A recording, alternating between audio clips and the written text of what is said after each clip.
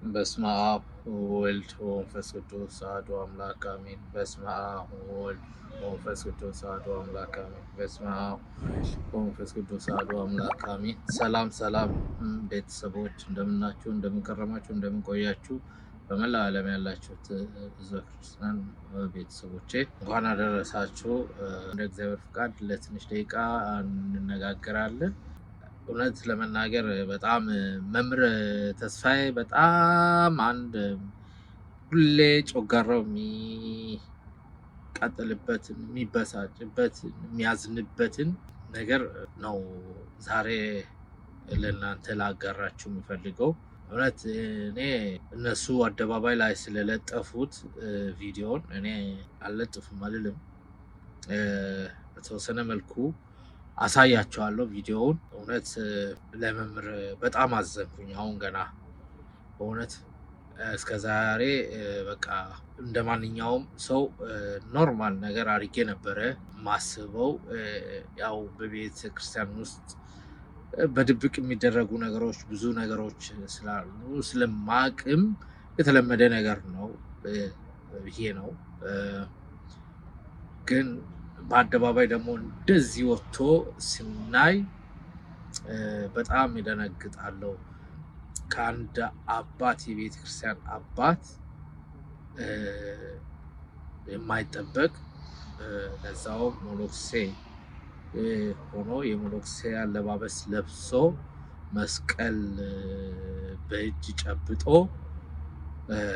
ዳንክራ የሚጨፍር እንደገና ደግሞ አብሮ የሚጨፍሩ ሴት ነች። አቅፋ ጉንጫቸውን እስከ መሳም ድረስ የደረሰ እዚህ ደረጃ የሚደርስ ነገር ከአንድ አባት የማይጠበቅ ነገር ነው እና ይሄ ነገር በእውነት በጣም ነው ያዘንኩበት እና የደነገጥኩት። እውነቱን ለካ መምህር ብዙ ጊዜ እንዲህ አይነት ነገር ለማቅረብ የሚሰቀጥጠውና የሚያዝነው ለማቅረብም ግዴታ ሆኖበት ስለሆነ ብቻ ቀርቦ የሚናገረው ነው እንጂ እንትን በቃ አሎ ነው እንዴት እንደሚገልጸው ብቻ በጣም ግራ ገብቶኛል። ለምን እኔ አሁን በመምህር ቦታ ሆኜ ነው ይሄን ነገር ያየሁት። አንድ ሰው በአንድ ሰው ጫማ ላይ ቆሞ አንድን ነገር ካላየ እመሜ ያ የዛ ሰው እመም የራሴ እመም ነው ብሎ ማየት አይችልም ወይም ሊገምት አይችልም። እና በጣም ነው እኔ ያዘንኩት እና በራሴ ነው ደግሞ ያዘንኩት። ለምን እስከ ዛሬ እንግዲህ እኔ መምህርን መላከ መንክራትን ትምህርት እንግዲህ እኔ በጣም ረጅም ዓመቴ ነው እኔ መላከ መንክራትን መከታተል ከጀመርኩኝ። ይበልጥ ደግሞ መምህር ተስፋዬም ሲጨመር እንግዲህ መምህር ተስፋዬ ከገጠመኝ አንድ ጀምሮ እኔ ይኸው እስከ ዛሬ አብሬው ነው ያለሁት፣ እማራለሁ። በጣም ነው ያመመኝ። አሁን አንድ አባት ልጃቸውን ሲያስመርቁ አለባበሷ ልክ አልነበረም፣ ግን እኛ አባት እየተሳቀቁ ልጃቸውን ልብሷን ሲያስተካክሉላት እንደነበረ አይቻለሁ። እና ያንን ምንድን ነው ኮመንት ላይ በጣም ብዙ አሽቃባጮች ሲያወሩ አይቻለሁ። እንግዲህ ለልጃቸው ጋዋን ለብሳ ነው እንግዲህ ተመርቃ ነው እና ጋዋኑን ስታወልቅ ደረቷ ምና በቃ ያረገችው ልብስ ማንገቻው በጣም ቀጭን ነው። ይሄ ሁሉ ክፍት ነው እና ማንገቻው በአጋጣሚ እንዲወርዶባት ነበረ እና እኛ አንገት ልመልሱላት ነበረ እና ያንን ባደረጉት እኛን አባት ምን ያህል እንዳም በቃ ምን ልበላችሁ በጣም አሳንሰው ሲናገሯቸው የነበሩት እና ኮመንት ላይ እንዳየው እኛን አባት እንደዛ ብሎ ግን እኚህን አባት ደግሞ እዚህ ጋር ዳንክራ የሚጨፍሩትን በጣም ጣራ ላይ ሲሰቅሏቸው ደግሞ አንዳንዶቹ ይገርመኛል።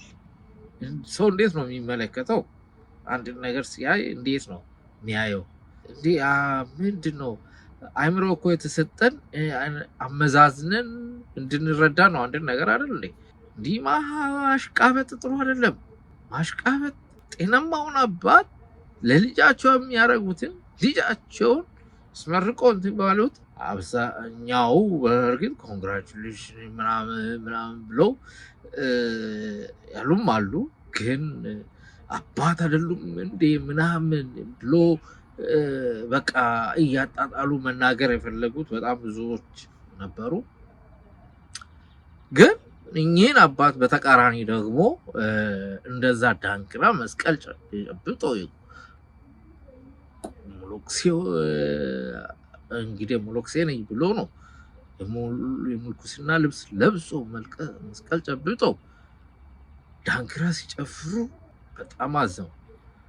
የሚገርም እዛው እየጨፈሩ እነሱ እኛ አባት አብሯት ከሚጨፍሩ ሴት ጋር ሆነው ሲጨፍሩ ከነሱ ጎን ደግሞ ሌሎች ወጣቶች እየጨፈሩ ነው እና እነሱ ራሳቸው እየታዘቧቸው ነበረ። በግርምት እየተመለከታቸው በጣም ተገርሞ እንዴት ምናምን ብሎ ነው እኔ በተረዳሁት መልክ ነው እንግዲህ የምገልጽላችሁ። እና ሁለት ወጣቶች ቆሞ ዳንሳቸውን አቁሞ እንደውም በስነ ስርዓት ቆሞ ያዩ ነበርና እኚህን አባት በሞመንት ላይ የተሰጣቸው አድናቆት የተቸራቸው ነገር ይገርመኛል። እንግዲህ እሳቸው ተከታይ ሊሆኑ ይችላሉ እነዚህ ሰዎች። ሌሎች ደግሞ ሲቃወሙ ሲያጉዙም ነበረ። እንግዲህ ለሁለት ተከፍሏል እና ይሄ ነው እንግዲህ ዘመናችን ላይ የደረሰው የቅባትና የጸጋ አሰራር በቤተክርስቲያን ውስጥ ከገባ ከዘመናት ቆይታ በኋላ እንደዚህ በአደባባይ እየወጣ ቤተክርስቲያንን ለማሳነስ ቤተክርስቲያንን ለማጨጭ የሚሯሯጡበት መንገድ ይገርመኛል። በጣም ያዝናለሁ። ለምን አንድ አባት እውነት የቤተክርስቲያን አባት ከሆኑ እንደ አባትነት ተከብሮ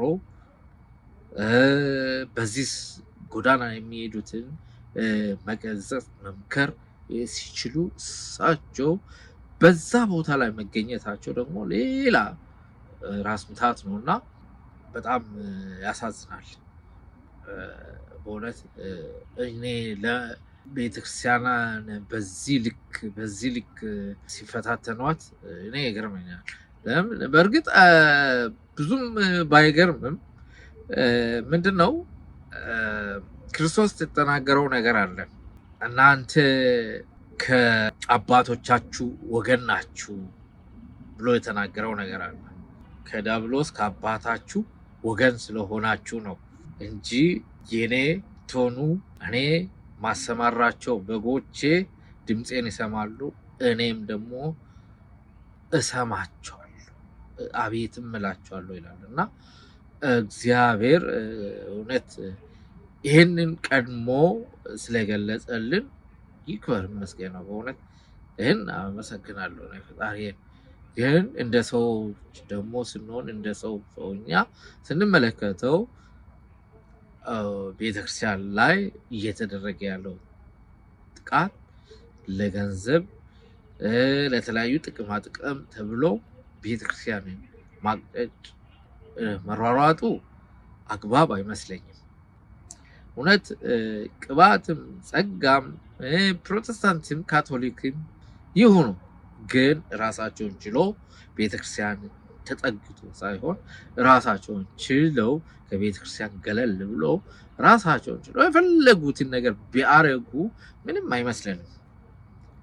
እግዚአብሔር የመለሳቸው ቀን እግዚአብሔር እንደጠፋው ልጅ ፈልጎ የሚያገኝበት ጊዜ ይመጣልና እነሱ ፍለጋ ወጥቶ እሱ ጋር ሲገናኙበት ቀን ይናፍቀኛል። እኛ አልጠፋንም ማለት አይደለም። እኛ በቸርነቱ ጠብቆን ለዚህ አብቅቶናል። እግዚአብሔር ይመስገን ነው። ከቤቱ አልጠፋንም፣ ከቤቱ አልራቅንም። ምንም ኃጢአተኞች እና በደለኞች ብንሆንም ማለት ነው። አዎ ግን ይገጽጹናል፣ ይባርኩናል፣ ይፈቱናል ብለን የምናስባቸው አባቶች ደግሞ በዚህ ልክ ሲወርዱና አልባሌ ቦታ ሲገኙ ደግሞ በእውነት ያማል፣ በጣም ያማል። በጣም ነው ውስጤን አቃጠለኝ እና ለካ መምህር ወዶ አይደለም አንዳንዴ የሚያለቅሱ አልኩኝ እኮ። አዎ የሚያሳዝን ታሪክ ነው። እኔ በእውነት እግዚአብሔር ጨምሮ እድሜና ጤና ጸጋውን ያብዛለት እላለሁ ለመምህር ተስፋዬ። በእውነት ያው በሚሰራው ስራ በእውነት ሁላችንም ከመምህር ተስፋዬ ጎን ልንሆን ይገባል እና ይህን ያህል ነው። እኔ አሁን በቃ መምህርን እስከ ዛሬ አልተረዳሁትም ማለት ሳይሆን ግን ዛሬ እንደተሰማኝ በእውነት ተሰምቶኝ አያውቅም። ለምን አንዳንድ ያለው አሁን ለምሳሌ አሁን ሰሞኑን በፖሊስ ቁጥጥር ስር ውሏል ከተባሉት መናፍቃን መሪጌታን ባዮች እንግዲህ ከኢትዮጵያ ኦርቶዶክስ ተዋሕዶ ቤተክርስቲያን የሕግ አካላት ሰሞኑን በተለቀቀው መረጃ የጻድቁ አባታችን አቡነ ተክለ ሃይማኖትን ምስል የቀደደው ደብተራ ጠንቋይ እና እንደዚሁም የስራ ባልደረቡ አንድ ደግሞ እንደዚሁ ስለ ታቦት ብዙ ጊዜ ደጋግሞ የሚናገር ነበረ። በቁጥጥር ስር ፖሊስ እንደዋላቸው እና ሰምቻለሁ። ግን እነኚህም አይነቶቹን እንደዚሁ ተከታትለው እነኚሁ አካል በሕግ ስር ቢያውሉልን መልካም ነው ብዬ አስባለሁ።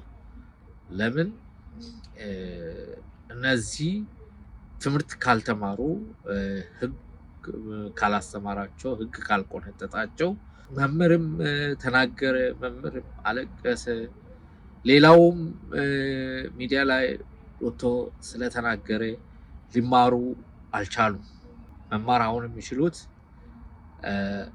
ትክክለኛ ፍትህና ሕግ ካለ በሕግና ሕግ ብቻ ነው ሊማሩ ከጥፋታቸው ተምሮ ሊመለሱ ይችላሉ ብሎበት ለዛውም ከ110% ብሰጠው ነው ይችላሉ ብዬ የሚገምተው እንጂ የሚማሩና የሚመለሱ አይነት ሰዎች አይደሉም።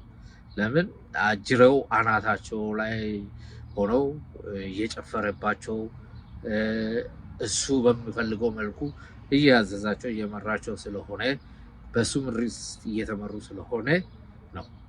በመቀጠል በነገራችን ላይ ሰሞኑን ቪዲዮ እያያችሁ ተሰለም ብዬ አስባለሁ። ምን እንደሆነ ባላግን እና ያልተመቻችሁ ነገር ካለ እኔ ሀሳብ አስተያየታችሁን እንዳታጋሩኝ ጠይቄያችኋለሁ። በትህትና ሀሳባችሁን ኮሜንት ላይ ብታስቀምጡ ማስተካከል የሚገባኝን ነገር እንዳስተካክል እንድታግዙኝ እፈልጋለሁ።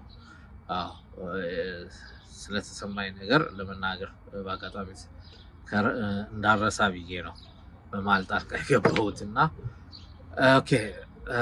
በመቀጠል እንግዲህ እግዚአብሔር ለሁላችንም ልብ ይስጠን፣ ማስተዋል ያድለን እና አንድ ወዳጄ በቅርብ አንድ ነገር ብሎኝ ነበረ። ምንድነው? ታመምና ሕክምና ይሄዳል። በጣም እንደነገረኝ ከሆነ በጣም ነው የታመመው። ግን ሕክምና ሄዶ ምንም አይነት ነገር አላገኘም። ምርመራ ምንም አይነት በሽታ እንደሌለው፣ ንጹህ እንደሆነ፣ ሰላም እንደሆነ ተነገረው እና መድኃኒት ልናዝልን አንችልም፣ ብቻ ገብተህ ቤት እረፍት ማድረግ አለብኝ ነው የተባልኩት ነው ያለው እና እዛ ደወለልኝ። ለዛውም እንግዲህ ስራ ካቆሜ ኦልሞስት ከወራት በላይ ሆኖታል እና ደውሎልኝ ይህ አይነት ነገር ነው አፕን ያደረገብኝና ግራ ገብቶኛል። ምን ማድረግ አለብኝ አለኝ እና እስቲ እንደዚህ ያው የምታውቁትን መምህርም በሚያስተምረው መሰረት ማድረግ ያለበትን ነገር ነገርኩት ማለት ነው። አጋጣሚ አንድ አካባቢ አይደለንም፣ እንራራቃለን። በስልክ ነው የተገናኘነው እና ያው ባለቤቱ ደግሞ በጣም እጅግ በጣም ጠንካራ መንፈሳዊ እንደሆነች አጫውቶኛል እና ግን ህልም እንደሚያይ ይነግረኛል። ያ በጣም የሚያሳድደኝ ሰው አለ። በቃ ሊገለኝ ይፈልጋል። የሚያስፈራ ገጀራ ይዞ ያሳድደኛል ነው የሚለው። አንዳንዴ ደግሞ በሬ ያሳድደኛል። በጣም ቀንዱ የሾለ በሬ ያሳድደኛል እና በቃ አንዳንዴ ደግሞ ወደ ገደል ራሴን ከዚህ ገደል ራሴን ወርውር የሚል ነገር የሚናገረኝ ነገር እንዳለ አያለው ሰው እና ምንድን ነው ይሄ ነገር?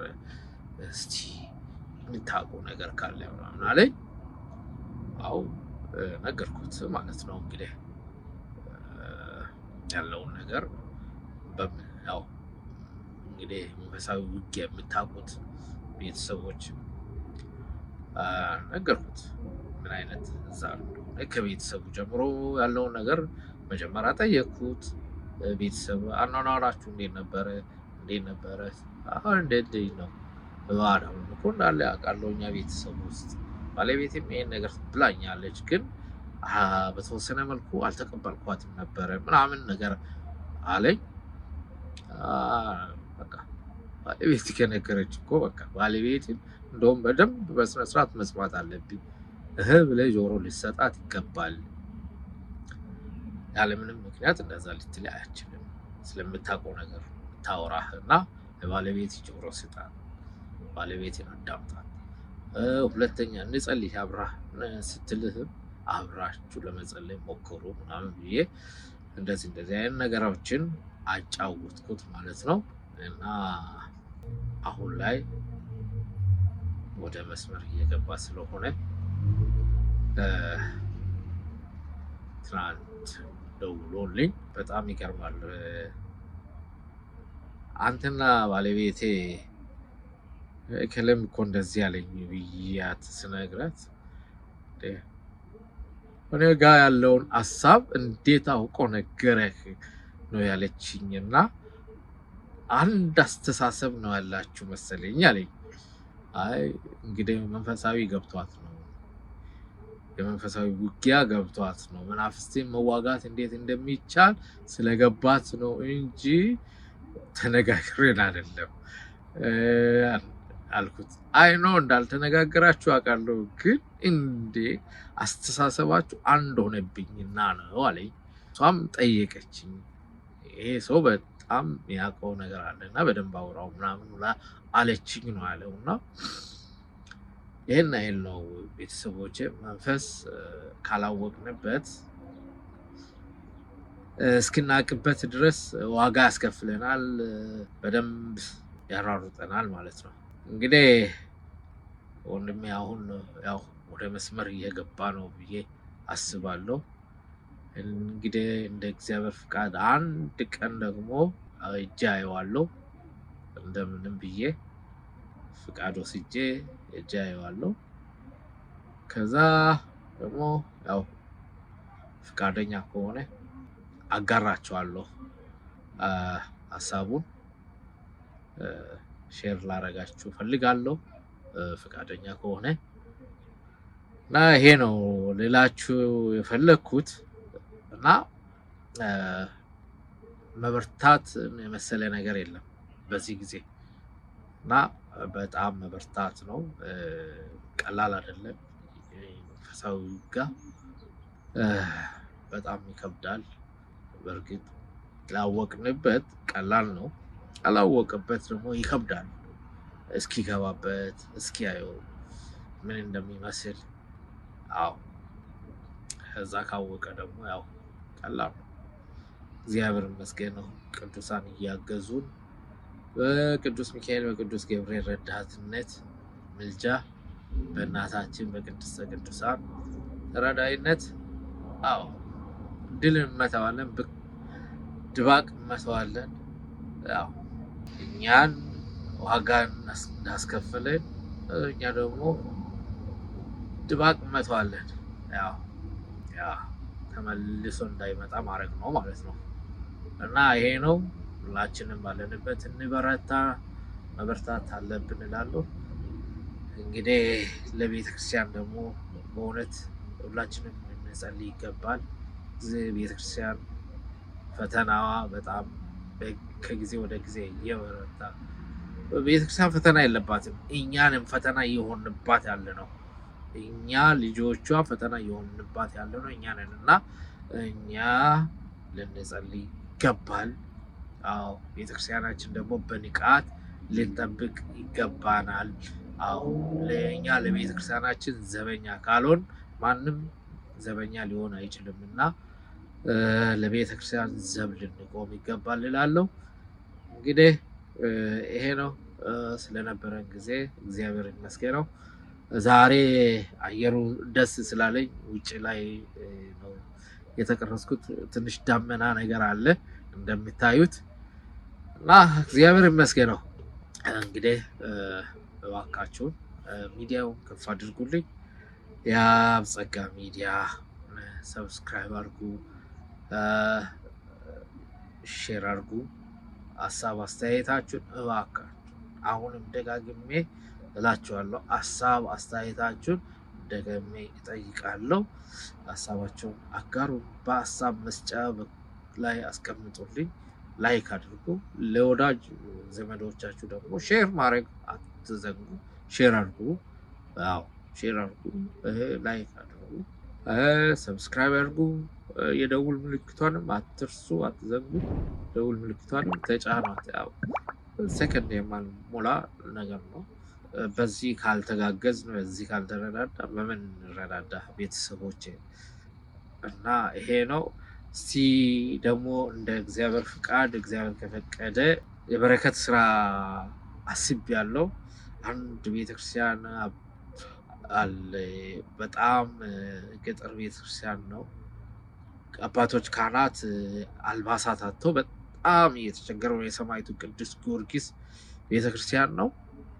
እና እንደዚሁም የእመቤታችን የቅድስት ድንግል ማርያም ቤተክርስቲያን እሱም ገጠር ላይ ነው።